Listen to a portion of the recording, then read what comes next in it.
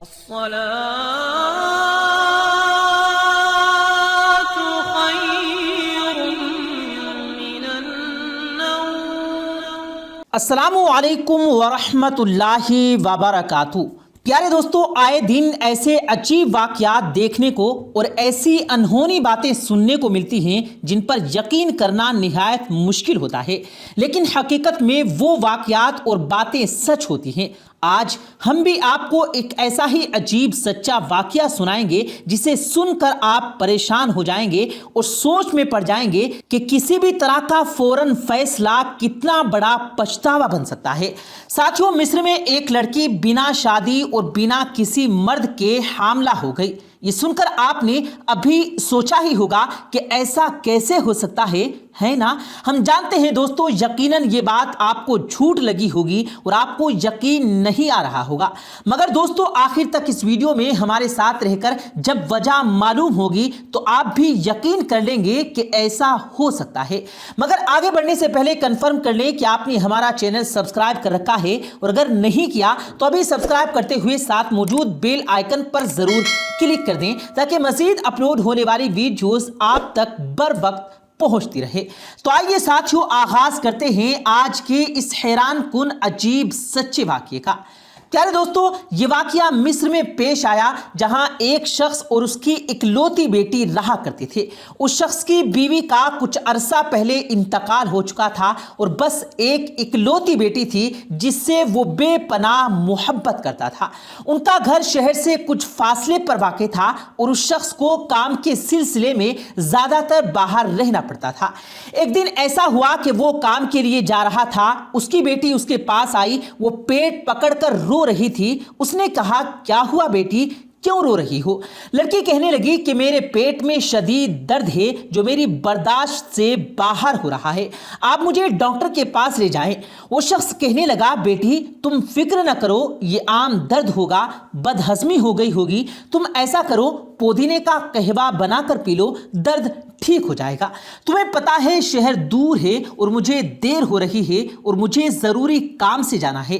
اس لڑکی نے کہا، بابا آپ کو کام مجھ سے ضروری ہے، میں درد سے مری جا رہی ہوں۔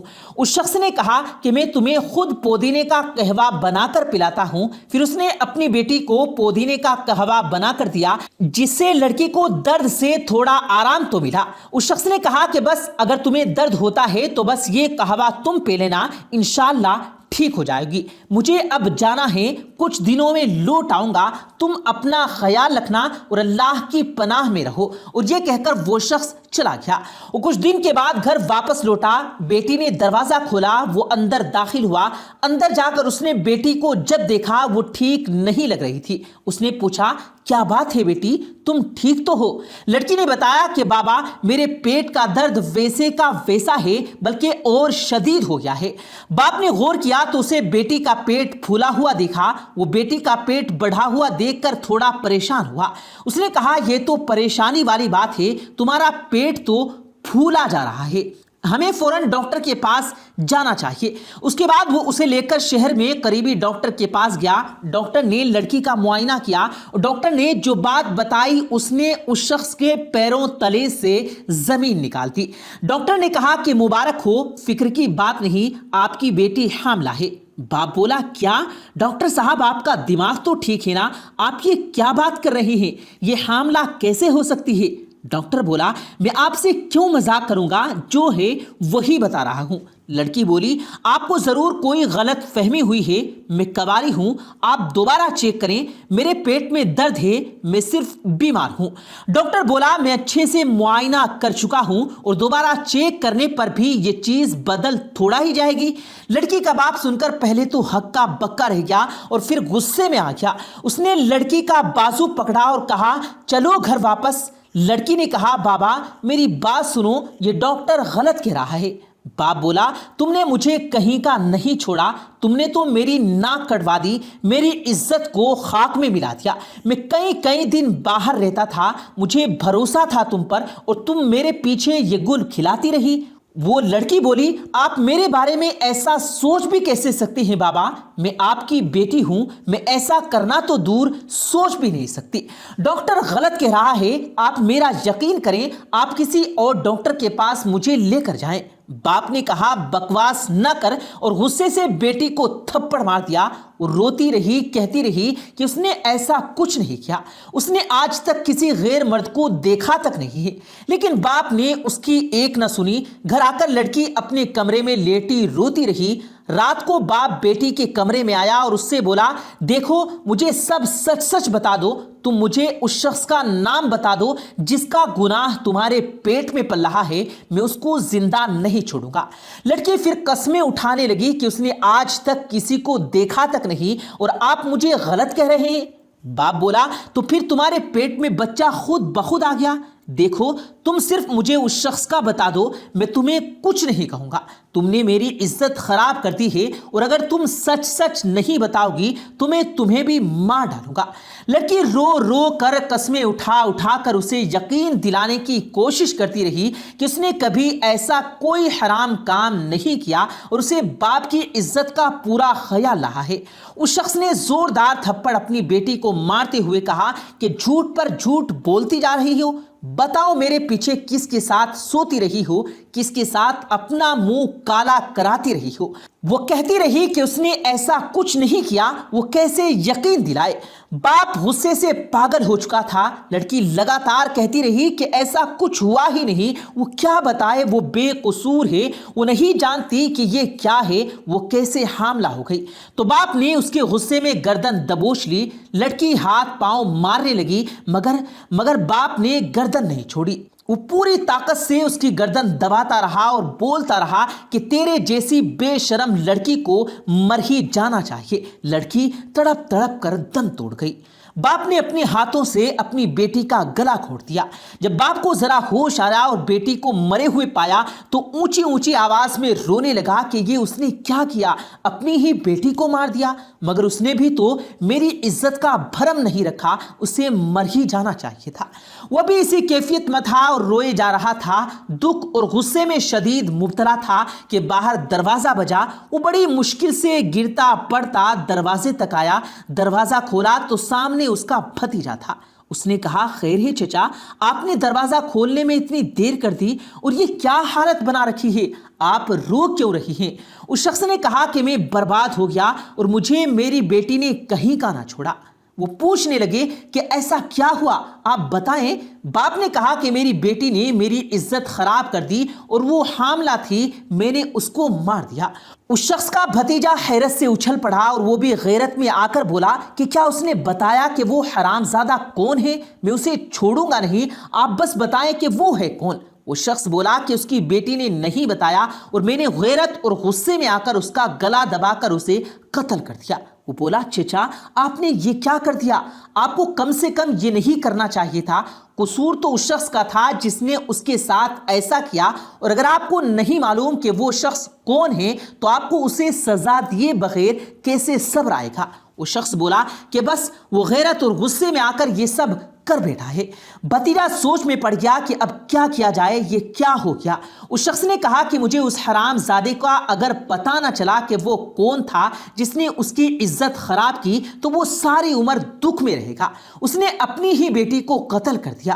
میں اپنی بیٹی کے بغیر ویسے بھی مر چکا ہوں، تم ایسا کرو پولیس کو بلا لو، میں اپنے گناہ کا اعتراف کرنا چاہتا ہوں اور اپنے آپ کو پولیس کے حوالے کرنا چاہتا ہوں۔ بھتیجا یہ سن کر بولا چچا مگر پولیس کے ذریعے معاملہ کھل جائے گا کہ وہ حاملہ تھی، پورے معاشرے میں آپ کے ساتھ ہماری بھی عزت چلی جائے گی، تو بہتر ہے کہ ہم پولیس کو مت بتائیں اور اس کی لاش کو یہیں دفن کر دیں۔ مگر وہ شخص نہ مانا۔ اس نے کہا کہ میں اس بوجھ کے ساتھ ساری زندگی نہیں گزار سکتا، میں خود کو پولیس کے حوالے کروں گا۔ بھتیجا بولا کہ آپ پریشان نہ ہوں، سب مجھ پر چھوڑ دیں، میں وعدہ کرتا ہوں کہ اس حرام زادے کو ضرور ڈھونڈ لاؤں گا جس نے آپ کی عزت خراب کی، اور اسے سزا دلاؤں گا اور اسے زندہ نہیں چھوڑوں گا، اور آپ کے لیے اچھا وکیل کروں گا۔ میں آپ کو کچھ نہیں ہونے دوں گا۔ اس کے بعد وہاں پولیس آئی اور باپ کو گرفتار کر لیا اور لڑکی کی لاش کو پوسٹ مارٹم کے لیے لے گئے۔ اگلے دن بھتیجا چچا کے پاس کہنے آیا اور بولا، چچا میں آپ کو کچھ بتانا چاہتا ہوں، جو پولیس سے مجھے پتا چلا وہ بہت حیران کن ہے۔ پوسٹ مارٹم رپورٹ میں آیا ہے کہ لڑکی کا گلا دبا کر اسے مارا گیا اور وہ حاملہ نہیں تھی بلکہ اس کے معدے میں رسولی تھی، اس کی سوجن سے اس کا پیٹ پھولا جا رہا تھا۔ باپ کا یہ سن کر منہ کھولے کا کھلا رہ گیا۔ وہ کہنے لگا، یہ تم کیا کہہ رہے ہو؟ بھتیجا بولا کہ وہ ڈاکٹر گدھا تھا جس نے آپ کو بتایا کہ آپ کی بیٹی حاملہ ہے۔ وہ شخص بولا، نہیں، پوسٹ مارٹم رپورٹ بھی تو غلط ہو سکتی ہے، تم یہ کیا کہہ رہے ہو؟ اگر پوسٹ مارٹم میں یہ آیا ہے کہ وہ حاملہ نہیں تو میں تو جیتے جی مر گیا۔ یہ میں نے کیا کر دیا؟ اپنی معصوم بیٹی کو اپنے ہی ہاتھوں مار دیا۔ مگر ڈاکٹر نے ایسا کیسے کہہ دیا کہ وہ حاملہ ہے؟ وہ بولا، ڈاکٹر خدا تو نہیں تھا چچا، آپ نے کیسے اس پر یقین کر لیا اور تصدیق کیے بنا اپنی ہی بیٹی کو قتل کر ڈالا جو معصوم تھی؟ آپ نے ذرا بھی نہ سوچا؟